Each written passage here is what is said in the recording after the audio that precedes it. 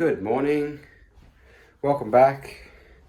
I don't think I've put a video up for a bit over a week. I'm trying to be really consistent, obviously, and chuck a good video up every week, but life and time gets in the way, and also whenever I put one up, I obviously want to add really good value to the content and what I'm creating, and not just doing a video for the hell of doing a video. I had a really interesting week because, over the weekend, I had the ABC here, so the ABC Catalyst were filming a documentary with me from the Health and Science Division, and the documentary is about young men that go through like traumatic events, whether they're health related or injury related or whatever they are, or whether there's all different ones. Like I think last season, had a guy there who I think has spina bifida or something along those lines, and also so he's a handicapped rugby league player. There's guys that've had eating disorders and mental health disorders and things like that. So it's all men from all different walks of life that go sort of traumatic events that affects their mental health, and it just goes through the journey of what their life was like prior to that event, during that event, and then post that event, and how they dealt with their traumatic experiences, and then how they sort of further grew in life past those moments. So they reached out to me because I did a mate's podcast about trauma. It's called the 2 Feet Foundation, if you want to go give it a listen.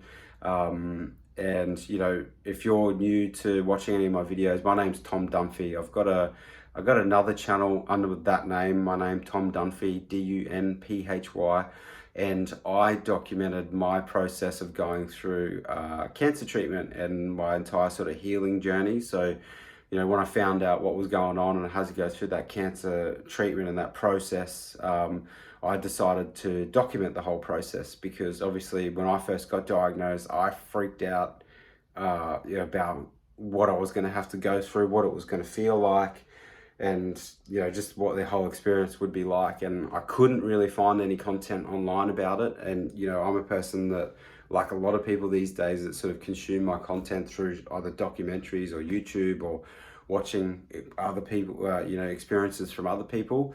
And I tried to look for that when I first got diagnosed and had to go through that whole process. And the whole thing was, whole treatment journey was nearly 18 months. There was a lot of ups and downs. Went down to a 5% chance of living at one point. So, it got pretty intense, had to spend some time in ICU. So if you haven't watched any of my content before, that's sort of why I make this, why I've made this channel, because it's sort of after the fact. But after having a conversation with, my coach that I sort of see every single week, she's done a lot of YouTube work, and sort of gave me some suggestions on how I can optimize that a little bit. So I might start merging some of that old content in with this new content. The idea in my head originally was that, this channel would be what my life was like sort of post that treatment, and then sort of sharing little gems or gold nuggets of information of, things that I learned going through my traumas and how I deal with life now. And it's not really specific to going through cancer treatment. It's also partly to do with like mental health and men's mental health, which I think is really, really important.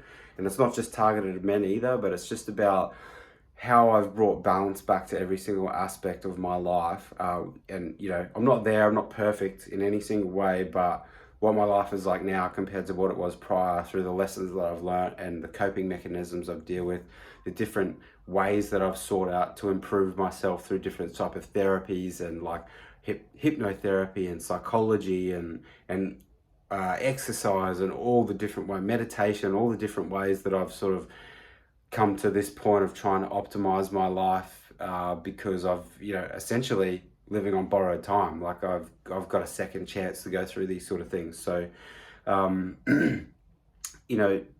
one thing that sort of came up with me going through this filming process, obviously, like I was mentioning just then, I've done a lot of work to get to this point, which is kind of after the fact, and it's like post treatment, after I've done a lot of work to get to myself at this point where I'm pretty confident in who I am, and I'm pretty confident in staying well, and kind of living life to its fullest compared to what I was before the cancer treatment, obviously, because when you're sort of faced with your mortality and you got to go through things like that, you get to a point where you're like, well, I'm on borrowed time now, so I've got to optimize it to live to my fullest, because it was a chance there where, that might not be the case, and I'm a dad now as well. I ended up becoming a dad through that whole process.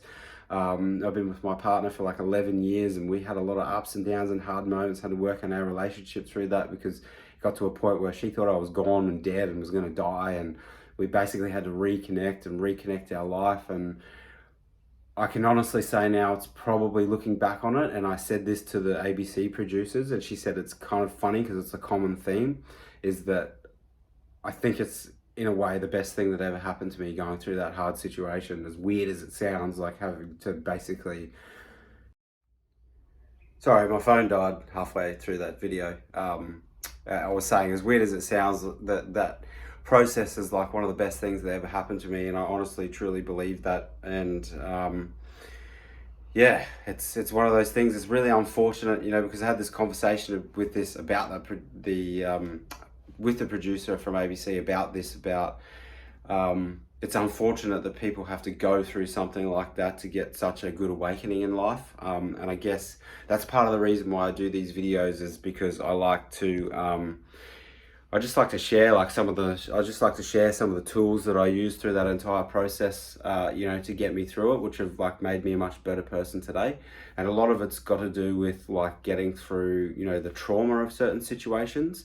And the reason I wanted to specifically make this video today was about that topic as well. I know I've spoken about it before, but a conversation that we'd had on the weekend we were filming is that, another common thread as well is, people saying that this is a traumatic event is one of the best things that ever happened to them, but it's because they get to a stage of post-traumatic growth.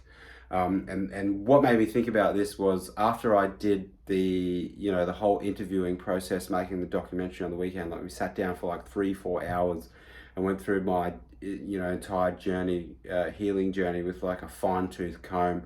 What it was like to get diagnosed, what it felt like through the process, who was my support network, how did they help me, how did they not help me, what was my mindset like, how I got through it, how hard it got, how upsetting it was, and it got down deep and emotional, to the point where there was a couple of moments through the process when I was getting interviewed by the producer and filming that process, where she sort of, started tears well up in her eyes and start to stream down her face. And it was hard for me too. I'm going back through all that stuff with a fine-tooth comb, even though I've really worked on it with a lot of my coping mechanisms, whether it's, I've done things I've done personally through meditation and sort of brain training and sort of a growth mindset, as well as doing hypnotherapy and psychology and all those type of things that took to get through to this moment, where I've got all these tools and mechanisms that I can help share with other people to get them through something tough. Even still, that story from the weekend, going through it in fine detail, the fine-tooth comb, it started to take real estate up in my head for the last few days, which is not a bad thing, because what I'm coming to is talking about trauma and getting to those moments of post-traumatic growth. Before I'd done all this work and really knuckled down what are the things in life that are really going to help me get through this situation, heal, become a better person, and become the best version of myself, because like I said, I'm on borrowed time, and I've got this opportunity to live my life to the absolute fullest. And being faced with your mortality really wakes you up to that. And past circumstances, when you show, whether you've been diagnosed with PTSD, or whether, in my case, I would just show symptoms of PTSD. So I'd be sitting there and I'd get completely lost, right? Courtney would be talking to me, or Teddy would be my son would be trying to talk to me, and he'd be and I'd be sitting there in a blank daze, because I'd go through these moments where I'd relive instances in my head of spending lengthy periods of time in hospital or in ICU, and trying to remember things from ICU, because there was a lot of really kind of psychedelic things that happened through that process, whether there were people there that visited me, and I'm not going to go into sort of details about any of that sort of stuff. There was a lot of stuff that I was trying to make sense of myself, because I was so sick, and I was in a hallucinogenic state, and I was teetering on the edge of, this life and whatever life we go to next in a couple of circumstances. And so, when I would get these traumatic symptoms and think about it sort of like through my healing journey, and these are things I had to work on in trauma, was, I'd get lost and I'd sit there and my heart rate would go up and I'd get anxious and I'd start to feel what it felt like. I could physically emulate the feelings of what it felt like to be that sick, and physically emulate the feelings of what it was like, because I had a massive issue with my lungs, which put me in ICU. But I would literally sit there for periods of time and think like I would almost manifest those physical symptoms of me like not being able to breathe, and then my heart rate would go up, I'd get anxious, and these were like little sort of moments which you could class as post-traumatic stress, but were just symptoms for me. Like I didn't have the full gambit where I'd have full breakdowns and panic attacks like some people do with their post-traumatic stress. And what I'm getting to is, because I've had to go through this whole story again over the weekend. Like I said, it owned some real estate in my head for the last few days. But the benefits of what I've been through and worked on now and what I spoke about with the producer, which she said is also a common thread with all these guys that have been through trauma and different things, is they've got to a stage of post-traumatic growth, which means that once this thing takes real estate in my head, it's no longer a case of, oh, I really don't want to go back there. I really don't want to feel those feelings. I really don't want to be in that situation. I'm anxious about that situation potentially ever happening to me again and having to go through that again. And it flips to, I can't believe I got through that. That was one of the hardest things I think I will ever have to go through. And from this moment on in life, every moment from here on in, I've got that strength in my head. I've got that tool, that utility. I'll call that experience that I went through as a tool or utility for me to get through any hard moment that I come across in life again. And I'm not saying this in a way where you have to go through a serious injury or a serious illness to have to experience these things, because everybody's hard moment is their own hard moment. And, whether it's like a pet dying, a relationship breaking up, it's, something or somebody that's upset you, an embarrassing situation you had that was traumatic, you need to start to flip the script on those things and not look back on them like, oh, I was such an idiot there, or oh, I can't believe I went through that, or oh, I'm going to constantly think about that for the rest of my life. I can't believe that person broke my heart. I can't believe, my puppy got hit by a car. Like, name the bad thing of what it is. Like, whatever happens to you and that's your worst moment, that's your worst moment. You don't have to compare it to anybody else's. But what is important is knowing that you've been through that hard moment. So if you're gonna have some type of bad experience, it's gonna take real estate in your head, but because it's going to, unless you've got this amazing ability, like most humans don't, to just delete memories and never think about it again, which is also not a good thing to do, because you've never really dealt with the situation. If it does come up, it's going to cripple you. But it's about, if it's living real estate in your head, use it for strength, use it for growth, use it for the next thing that you need to overcome and the thing that you need to hurdle. Like, if you get to a situation where you've made a mistake, or you stuffed something up, or you've had something hard happen, and it's taking real estate in your head and it's preventing you from doing the next thing you need to do, you need to suck that up and deal with it and go, well, I've been through that. I've left a cookie trail of how I got through it last time, a trail of crumbs of how I got through it last time.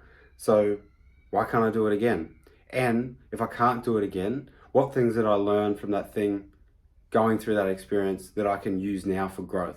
What things did I learn from that which I can now learn to get through the next thing to get me through to growth? So I'm just going to leave it there. I don't want my videos to get too long. Please, if you like this type of information or what I'm sharing with you, please like the video, subscribe to the video, check out my other channel, Tom Dunphy. Like I said, I'm going to try and amalgamate that, whether it's another playlist into this channel, into this one as well, just so you can see the journey from, where it started, what I had to go through, what's giving me the tools now to be able to share this information post and then continue my growth period. And I'm hoping that it just helps somebody else along the way. And, like I said, I'll just put that in a playlist or something, and to into this channel, so you can see the process sort of from start to finish and what I had to go through to get to this point. And the key idea of it is, you know, like I had this conversation with the producer and the cameraman on the weekend, they have made a career out of mental health documentaries and dealing with people's mental health. And like we said, unfortunately, you know, a lot of people get to these situations where they get broken down and have to go through a traumatic experience to learn how to grow in life and get through the next phase of their life. And if any little bit of information that I can share would help prevent that in some way, or help someone getting into a bad mental state and not being able to get into a growth phase of their life and really reaching your true purpose and potential, like that's really what I'd like to aim to do. So thank you for watching. Like I said, like, subscribe, turn on the notifications if you can, and I'll try to start putting that old content up in another playlist, so you can sort of check that out along the way. Don't let trauma have real estate in your head without using it for strength for the future growth. Bye.